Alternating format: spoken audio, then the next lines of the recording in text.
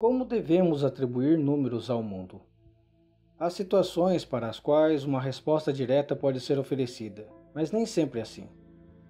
Números naturais são facilmente reconhecidos na natureza. Eles são percebidos muitas vezes em um sentido absoluto. O número de maçãs em uma macieira é o mesmo, não importa a pessoa que confere. Por outro lado, não é muito evidente a maneira como os números reais estão presentes no mundo. Mas a pista de como percebê-los vem de uma frase aparentemente inocente que apareceu de maneira recorrente no episódio 8. Em uma reta geométrica, se fixarmos um ponto, um segmento como unidade de medida e uma direção, podemos distribuir os números reais sobre ela. Essa parece ser a receita, porque a reta geométrica é a idealização das retas que traçamos no mundo físico. Acontece que essa receita é incompleta, porque a reta real é uma coisa e a reta geométrica é outra coisa. Uma consequência disso é que, se pensarmos na reta geométrica como um espaço unidimensional, percebemos que nesse mundo uma pessoa pode escolher um ponto, um segmento como unidade de medida e uma direção, enquanto outra pessoa pode fazer outra escolha. Indo mais longe, se o número real representa uma grandeza física qualquer, haverá a necessidade de especificar a unidade de medida utilizada nessa atribuição. Ou seja, não parece haver uma maneira absoluta de atribuir números reais ao mundo. Essa atribuição é relativa ao observador. No entanto, essa atribuição não pode ser feita de maneira completamente arbitrária. Deve haver um mecanismo claro que permita passar da atribuição feita por uma pessoa para a atribuição feita por outra pessoa, de modo que ambas concordem que estão falando sobre o mesmo fenômeno de pontos de vista diferentes. Um pouco mais de interpretação. No episódio 8, interpretamos números reais como pontos sobre a reta real, mas deixamos de fora as operações de adição e multiplicação. Elas também devem ser interpretadas. Dado um número real como um ponto sobre a reta real, esse número e o zero determinam um segmento sobre a reta real.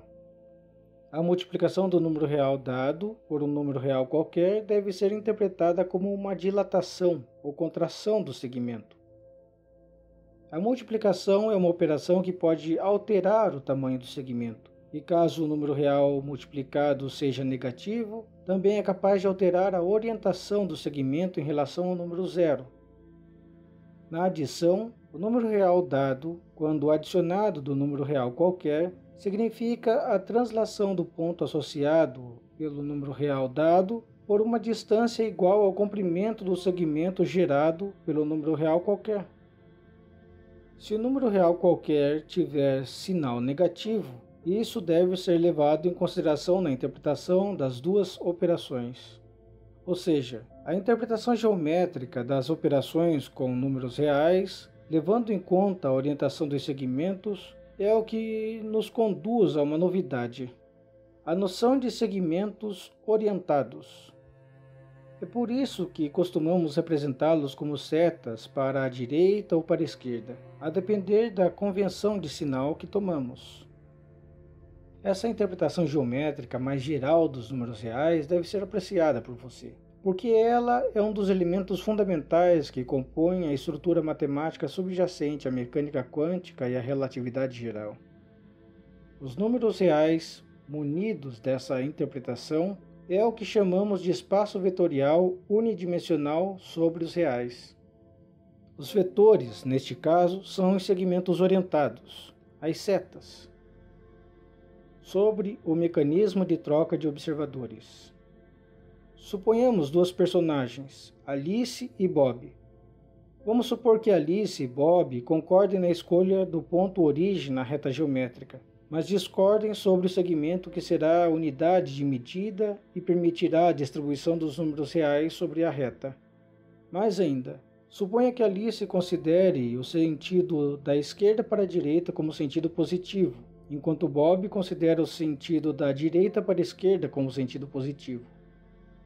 Nessas condições, um ponto qualquer sobre a reta geométrica terá números reais diferentes associados por Alice e Bob. Não só números diferentes, números com sinais diferentes. Suponhamos que o segmento unitário de Alice é 3 vezes maior que o segmento unitário de Bob. Assim, um comprimento que Alice diz ter 6 unidades, Bob dirá ter 18 unidades. Se o segmento estiver orientado positivamente para Bob, estará orientado negativamente para Alice. O que nós percebemos desse exemplo é que, de modo geral, a regra de conversão entre Alice e Bob é a seguinte: A unidades de Alice corresponde a 3A unidades de Bob. O que é positivo para Alice será negativo para Bob e vice-versa. Com isso, um ponto na reta geométrica será para Alice descrito como P igual a A unidades de Alice. E Bob dirá que esse ponto P é menos 3 vezes A unidades de Bob. Observe que o número entre colchetes junta a regra de orientação e a regra de conversão de unidades de medida em uma única operação. Vejamos agora um exemplo prático. Suponha que Alice escolhe o ponto menos 5 no seu ponto de vista. Qual será o número que Bob associará a esse ponto? Com a regra geral, fica fácil. Para Bob, esse será o ponto 15 em sua unidade de medida e orientação. Assim, ambos concordarão que estão falando sobre a mesma coisa sobre a reta geométrica, embora estejam associando números diferentes para essa coisa. No presente contexto, a coisa é um ponto, mas adianto que futuramente será uma lei física. Note ainda que a regra de conversão de Bob para Alice consiste simplesmente no produto do inverso multiplicativo de menos 3 pela posição no ponto de vista de Bob, ou seja, menos 1/3 vezes a posição no ponto de vista de Bob. Por exemplo, suponha que Bob escolhe o ponto menos 27. Para Alice, esse ponto será menos 3 elevado a menos 1 vezes menos 27. Alice dirá que esse ponto é o ponto 9 em sua unidade de medida e na sua orientação. Isso é muito simples. Agora vamos complicar um pouco mais.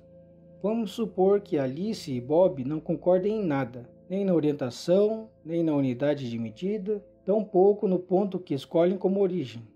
Como será a regra de conversão neste caso? Bom, não é nada complicado no final da história. Basta continuar levando em conta as interpretações que temos para os números reais. Quando analisamos a situação, percebemos que mais um número real deve ser considerado, só que agora no sentido de translação. Suponha que o número real que dá a posição de Bob na perspectiva de Alice é menos 12. Logo, na perspectiva de Bob, a posição de Alice será menos 36. Bob escolhe um ponto na reta geométrica. Suponha 9. Que número real será na perspectiva de Alice? Bom, primeiro que 9 é um número na unidade de medida de Bob. Então, na unidade de medida de Alice, o segmento que vai da origem de Bob até a posição 9, na unidade de Alice, terá como medida 3 unidades de Alice. Além disso, como a orientação escolhida por Bob é a oposta à orientação de Alice, devemos considerar a mudança de sinal como já vimos. Agora só resta somar a posição de Bob transladada em relação a Alice, ou seja, 12 unidades no sentido negativo. Portanto, o ponto 9 na perspectiva de Bob será o ponto menos 1/3 vezes 9 menos 12 igual a menos 15 na perspectiva de Alice. Por outro lado, suponha que Alice escolhe o ponto 3. Que número este ponto será para Bob? Primeiro, 3 unidades para Alice é 9 unidades para Bob. Segundo, devemos levar em conta que as orientações são opostas. Por fim, temos que levar em conta a posição de Alice na perspectiva de Bob. Assim, o ponto 3 na perspectiva de Alice corresponderá ao ponto menos 3 vezes 3 menos 36, igual a menos 45 na perspectiva de Bob. Muito bem, nós só precisamos colocar isso como uma regra geral.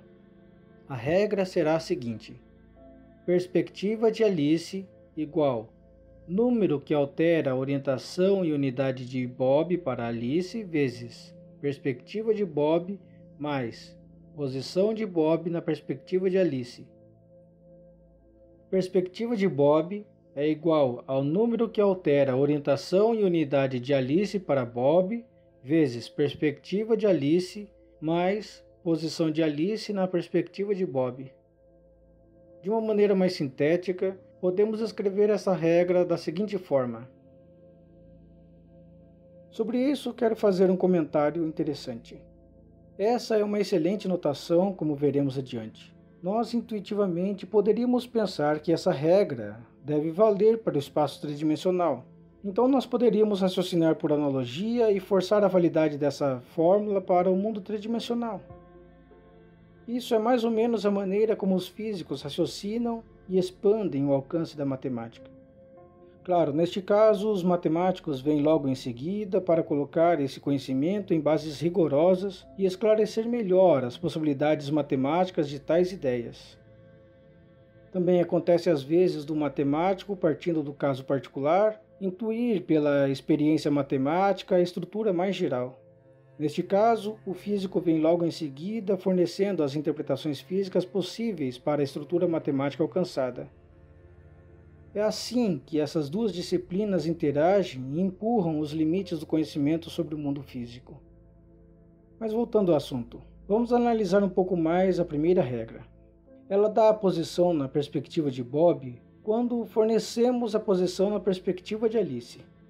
Percebemos que o número R e T não se alteram para quaisquer posições na perspectiva de Alice que fornecemos. Estes são valores constantes.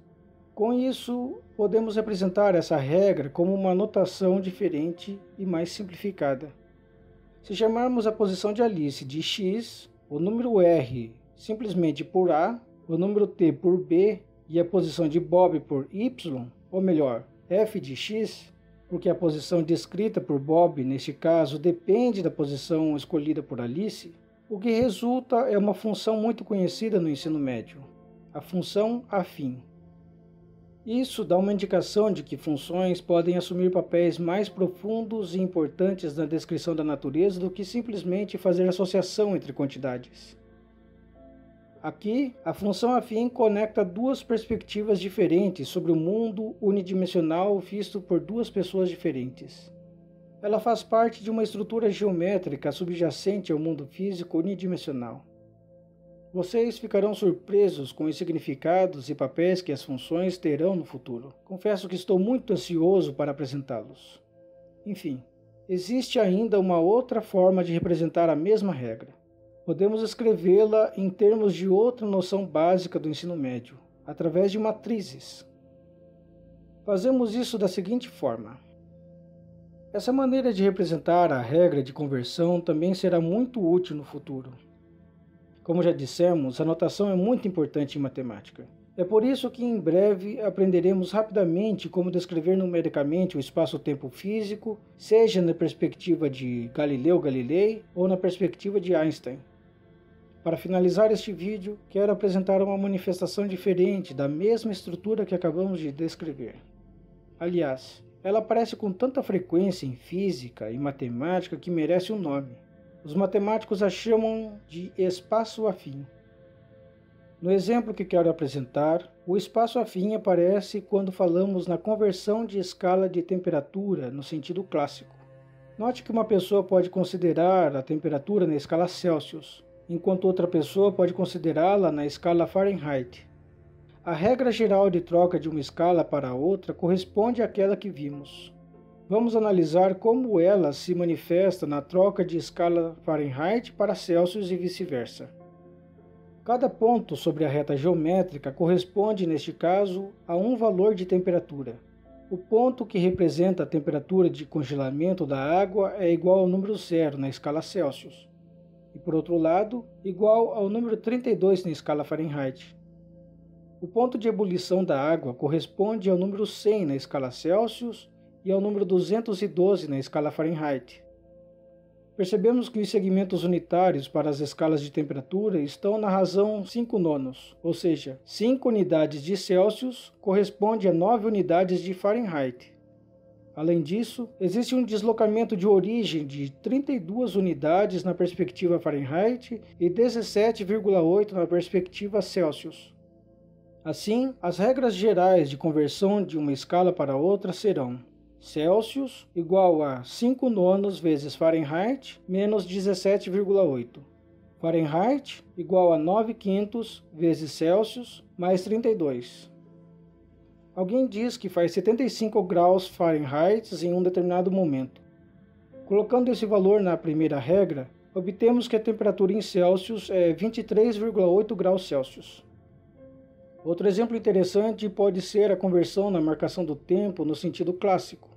Duas pessoas escolhem eventos diferentes como origem e marcam a passagem do tempo em unidades diferentes, uma em minutos, a outra em segundos.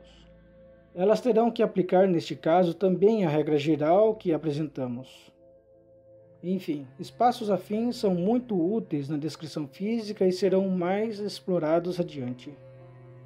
Nos próximos 2 vídeos avançaremos um pouco mais. Falaremos sobre o poder analítico dos números reais. Contaremos a história do cálculo diferencial e integral. Inscreva-se no canal, deixe seu like e comentário. Até a próxima!